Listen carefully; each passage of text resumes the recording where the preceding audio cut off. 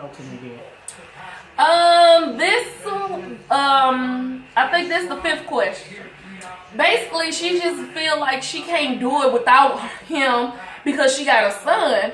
And he said he only with this girl because they making YouTube and they making money. Like, Bull. That's not true. Let me tell you something. You can work together. You can be business partners and not cross that line. If they crossing that line, they crossing that line because they obviously attracted to each other, whatever the attraction may be, the reason why they went there. Don't believe that, sweetie, because that's a lie. And don't ever think that you got to stay with somebody and you're not happy. You're in a situation where I can't say that it's any abuse or anything like that going on because I don't know that and I'm not aware of that. So I'm not going to speak towards that. But far as you feeling like you cannot make it on your own, don't allow no one to treat you in a manner, a man to disrespect you because he thinks that you need him. Don't do that, ladies, because you don't need no man. You can have anything that you want in this world. Nobody has to be jealous-hearted. Nobody has to be envy of anyone else about what type of car they driving, what type of house they living in, what type of house they have, period, what kind of clothes they wearing, or any of these above the average things that people worry about that shouldn't even matter. That stuff is frickle. That shouldn't even matter. But a lot of people live their lives based on competition and trying to outdo the other person. Let me say something to a lot of people. God say, just like I bless, I will take that away if you're not doing what's right. He's been blessed if he's making money on YouTube with this young woman, but he's using that as an excuse to cheat within his relationship, and he shouldn't be doing that. And they married. And then you're married on top of that. When you stand before God with your vows, you got a job to do. And if you know you're not marriage material, men, quit asking ladies to marry you if you are not going to do what a husband consists of. If you know that your ass like more than one woman, if you know you like multiple women, then you're not husband material. You're not even relationship material. You need to be a single ass nigga. Then you can do what you want to do. You don't have to answer to nobody. But when you marry, that's a horse of a different story. You have a responsibility. Number one, your responsibility is your wife and your child and your household. Not the person you working with or etc. Whatever you want to call that work relationship. No. You don't owe that person any damn thing. You owe to do what's right to your wife and your child within your home. Now, this is what I don't like about these ratchet ass niggas. If you bold enough, nigga, to do the shit that you doing, if y'all asses is bold enough to cheat and to do the things that you doing when you have ladies asking a man all the time, baby, you messing around with somebody else. Baby, you cheating on me? Baby, you doing it? No, baby, I swear. I ain't doing nothing. You the only one. You the only one alive. If you a motherfucking nigga and you true to the game, nigga, why lie about it? Be honest about what you doing, because niggas always want to betray. Oh, I'm a player. I'm this and I'm that. Nigga, you ain't no player. How the fuck is you a player if don't none of the women know that the other women exist? Tell me that. Now, true nigga to the game, that's a for real player. Every last one of them females in your camp, or whatever you want to call it, they know about each other. They know that the other woman is in that camp. So therefore, they know they ain't the only one. See, I tell people all the time, when it comes to your relationships, be honest about your relationship and what you're doing. Honesty is the best policy. Nigga, if y'all would be honest with women, when y'all be talking about these women always yap on y'all back, going through y'all cellular phones, trying to do that, women wouldn't be having to do that shit. I'm not one of them females. But women wouldn't have to be doing that shit if y'all would tell the truth about what the fuck you doing in the first place. Because if you true to the motherfucking game, you ain't gonna lie about what you doing. You gonna say, oh yeah, I'm doing such and such and such, and now what? Because it's up to you Rather you stay in that relationship once that man then put that down and told you, well, hey, you ain't the only one. I'm not the type of dude to stay with just one chick. I have to be with several chicks, or is this way or is that way. Instead of lying, nah, baby, I ain't doing nothing. I ain't cheating on you. It ain't nobody else. When you know, nigga, before the words come out your damn mouth, you're lying. How you gonna be a motherfucking player or portray yourself as a player when none of the other hoes know the other one exists? Now tell me that. Don't worry, I'll wait. Oh, I thought so. Now what? So to all the ladies out there, stop letting these ratchet ass, trick ass, low down ass, two-faced backstabbing, trick ass of a nigga lower rate you. Talk, cause that nigga will do that. If you the right type of nigga in your damn life, they will bring your ass down, cause that's what niggas do. They try to make these women feel like they ain't got no self-esteem. They'll try to shut your self-esteem down. But if you're a strong, dominant female, that won't happen to you. So you can't be weak when it comes to these niggas. Stop letting these niggas run you, run your fucking household, and run your damn money that you working for. Start standing up for yourself, for your rights. Be a strong, dominant female. Leave these damn niggas alone, because you don't need their asses. You can pay your own bills. You can be that mother. You can raise your kids alone. I done it. I had my daughters when I was young. Before I was 20 years old, I had 3 girls. And I raised my daughters alone. But you have to make the right decision, women, on the men that you allow to come into your household around your children. I have co-hosts on too many shows where these women and meet these men, and a week later, you done allow this man to move in your household. You don't know nothing about this damn man. You don't know nothing about where he come from, nothing about him. You ain't even gave yourself a time to even learn about the person that you done brought into your life, no less than your children's life. Ladies, wake up. Wake up. Quit allowing these men to move in your house before you know who you're allowing around your kids. Next. Number 6. What would you do if you just had like $1 million? Just say, what would you do if you had $1 million? Like, would you go out and buy stuff? Like, what would you do? This is the next topic. What would you do? Well, you know, it's kind of hard with a question like that. When a person asks you, if you had $1 million, what would you do with that $1 million? Woo! There's so many things. Number 1, I would take her home first. I would invest my money wisely. To my 5 beautiful grandchildren, Granny got you. No matter what. My 5 grandchildren that mean the world to me, that I love so much. A lot of things that I want to do for them, like college education and stuff like that, I would be able to do some nice things for them. Other family members that I care about and love, I would also do for them. It's a lot of agencies around the St. Louis area that I have said, if God ever blessed me, that I would definitely reach out to them. Father Bob is one of those agencies. It's a lot of other agencies that help people on their light bill and their gas bill and stuff like that.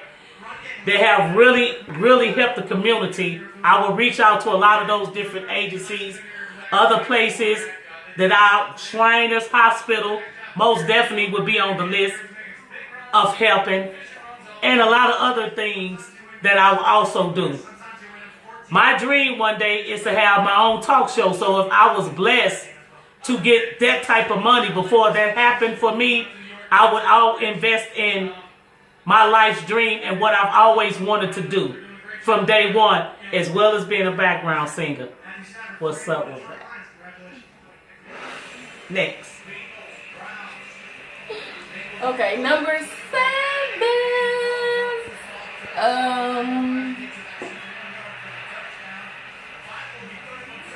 don't know. I'm trying to see. What would you tell like these young girls out here that's, you know, think they grown and, you know, what would you tell them? You talking to minors now, like what would you say to them? To minors? Yeah.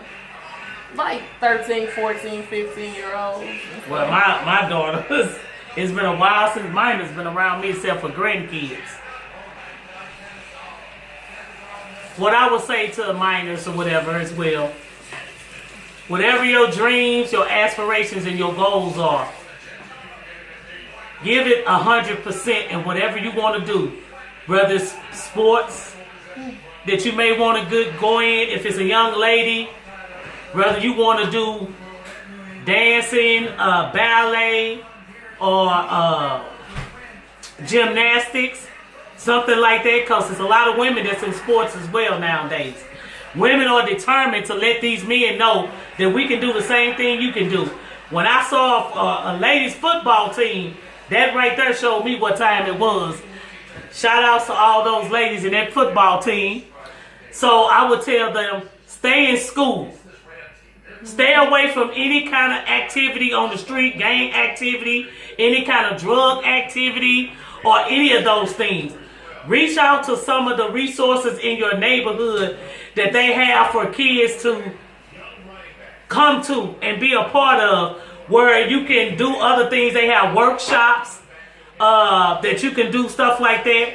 Camps that teenagers can go to learn things, just like the camp that Steve Harvey has out to help a lot of teenagers and minors stay on the right track.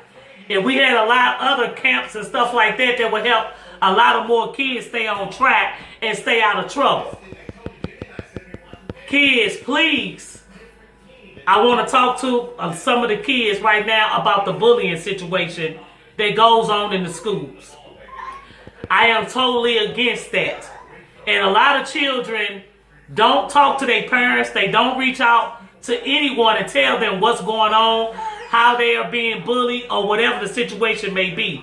Just like I've talked to my own grandsons and granddaughter about the bullying situation, I talk to other kids out there as well. Please don't be afraid to come home and talk to your parents, your mother, your father, if your grandmother is raising you, or you live in a household with somebody else. Please talk to them, because some kids are getting bullied so much to the fact that they're taking their own lives. And it's sad about the different stories that I have came across or I saw where a child had taken their life because they were bullied and their parents didn't know what was going on. They wasn't involved in their kid's life enough to know what's going on. It's a difference to a certain extent between the way blacks raise their children and the way other racist white people raise their kids totally different. Their kids have too much privacy in the home. Most of the parents aren't there. When their kids come home from school, a lot of times they there by themselves and to a certain extent. A lot of parents, their kids is on these websites. They doing all type of things, seeing all kind of things that's going on the website.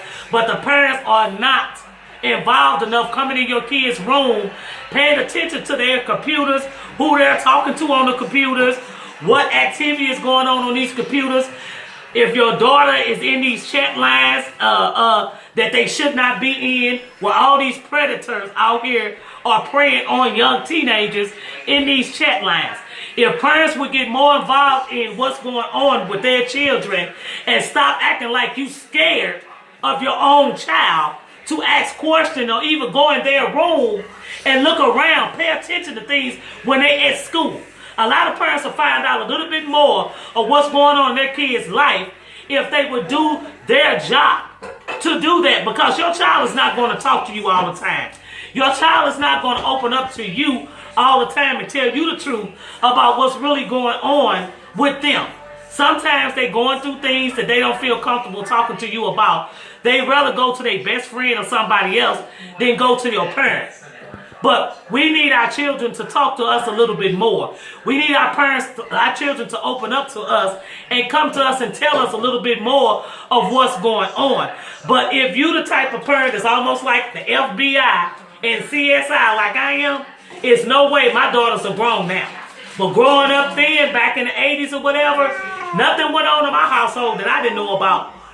Because I'm going to know about what's going on. Then computers wasn't out when my kids was raised. So a lot of the activity that's going on now, I didn't have to worry about none of that. Because none of that technology was even out yet. But if it was out, you can best believe I'd be on mine. I'd be on my job finding out what's going on with my daughters and what's not going on with them. That's the reason why I took them to school every morning. I was in front of that schoolhouse door. When they walked out that door, I was outside that door waiting on them. If I wasn't there, whoever I sent to pick them up was there to pick them up. I stayed involved in what was going on. This is what you have to do, ladies and gentlemen. You have to know what's going on with your teenagers. Pay attention to your kid. If you watch your child, and you know you have a lot of people, I hear people say all the time, oh, I know my child. I know what's going on with my child. You think you know what's going on with your child. Because if your child is being bullied and all of a sudden your child committed suicide or took their life, and when the police, it's time for them to talk to you and find out what's going on in your child's life, you can't tell them nothing. Because you didn't know what was going on. If you pay attention to your kid, you will know if something is different about your child. Because this demeanor is going to change. A lot of things about them is not going to be the same. And if you paying attention, you will know. Well, when my baby come in, she ain't been as happy as she used to be. She kind of down when she walk in. Her head be kind of down. Her demeanor didn't change. Her appetite is not the same at dinner time. She's always want to go straight to her room.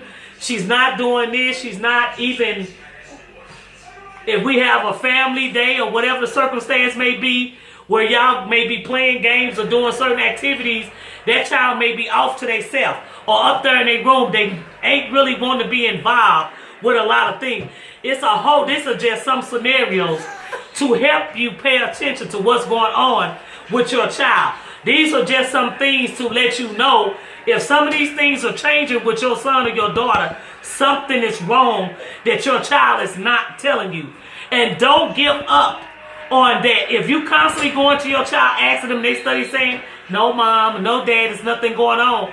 But your heart and your instinct is telling you otherwise, don't back down. Continue to badger until you find out what's going on. Get more involved in schools. Pop up at the school without your child knowing about it. Find out how your child is doing or interacting in the classroom.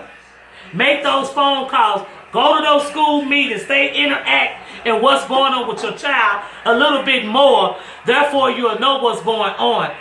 We don't want our children to keep taking their lives and being bullied about things, and you don't know what's going on. You can save your child's life by paying more attention to your household and what's going on with your daughter or your son.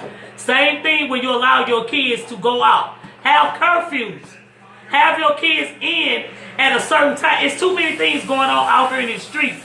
We are losing too many of our teenagers and our young men from drive-by shootings. Too many of our babies are getting hurt and caught up in situations that they should not be caught up in. Wake up. We have to start doing better by taking care and paying more attention to our young race, our young black children. We have to do that. We have to start doing our job as mother and parents so that we raise our kids in better households with better values. That's what I have to say. All right. Thanks for watching. Make sure my followers tune in to my Facebook. Follow me on my YouTube subscribe station. I need my followers to follow me so you will see more of my videos and what I'm doing and what I'm talking about. My show is called The Phyllis Berry Show. Keeping it real always. Second part of my show is called Lady P Bedtime Stories. Until next time, tune in. This is Lady P, known as Hollywood. This is my beautiful daughter, Shantae, my goddaughter. Until next time. Bye. Love you.